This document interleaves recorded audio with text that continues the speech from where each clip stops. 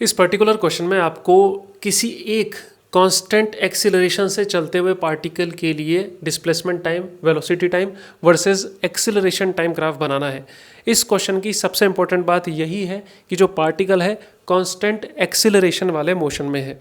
तो गलती से भी इसको आप यूनिफॉर्म मोशन में मत समझ लेना। ये कांस्टेंट एक्सीलरेशन वाला मोशन है, मीन्स एक्सीलरेशन जो है कांस्टेंट बना हुआ है। तो सबसे पहले जो ये क्वेश्चन होते हैं ग्राफ वाले, इनमें मेथड ऑफ एलिमिनेशन बहुत अच्छा रहता है। आप एलिमिनेट करते जाओ गलत ऑप्शन को, तो लास्ट में जो कुछ ऑप्शन बचेंगे वही सही की तरफ होंगे। यहाँ पे हमने देखा कि जब एक्सेलरेशन कांस्टेंट है तो एक्सेलरेशन वर्सेस टाइम का ग्राफ कैसा बनना चाहिए, पैरेलल टू टाइम एक्सिस। हमने चारों ग्राफ देखे, चारों ही पैरेलल टू टाइम एक्सिस से हम किसी को भी एलिमिनेट नहीं कर पाए। अब हमने देखा कि एक्सेलरेशन कांस्टेंट है, साथ में एक्सेलरेशन कौन सी डायरेक्शन में है, पॉजिटिव डायरेक्शन में है एक्सेलरेशन, क्योंकि ये इस टाइम एक्सिस से अपर वाले पोर्शन में।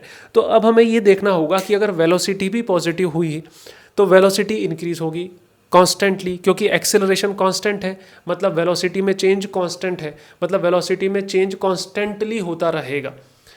तो यहाँ पे हमने देखा कि वेलोसिटी जो है सबके सब पॉजिटिव रीजन में है, मतलब कोई चांस ही नहीं है कि वेलोसिटी डिक्रीज हो जाए, क्योंकि जो डायरेक्शन एक्सेलरेशन की अगर वही डायरेक्शन वेलोसिटी की होगी तो उसको इंक्रीज होना पड़ेगा।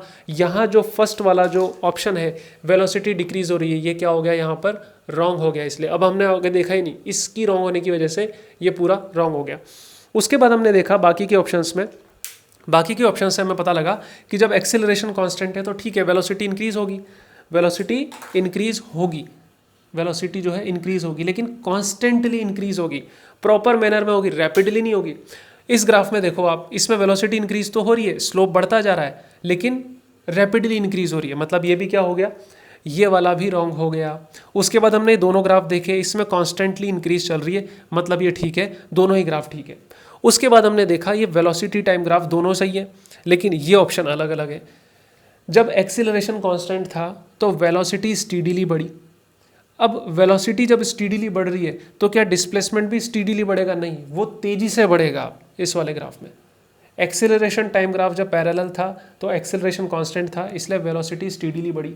यहाँ वेलोसिटी कांस्टेंट नहीं है, अगर वेलोसिटी कांस्टेंट होती तो डिस्प्लेसमेंट स्टीडीली बढ़ता, लेकिन ये इटसेल्फ इंक्रीज हो रही है तो ये बहुत तेजी से इंक्रीज कराएगी डिस्प्लेसमेंट को, इसलिए ये वाला ऑप्शन जो है करेक्ट हो जाएगा।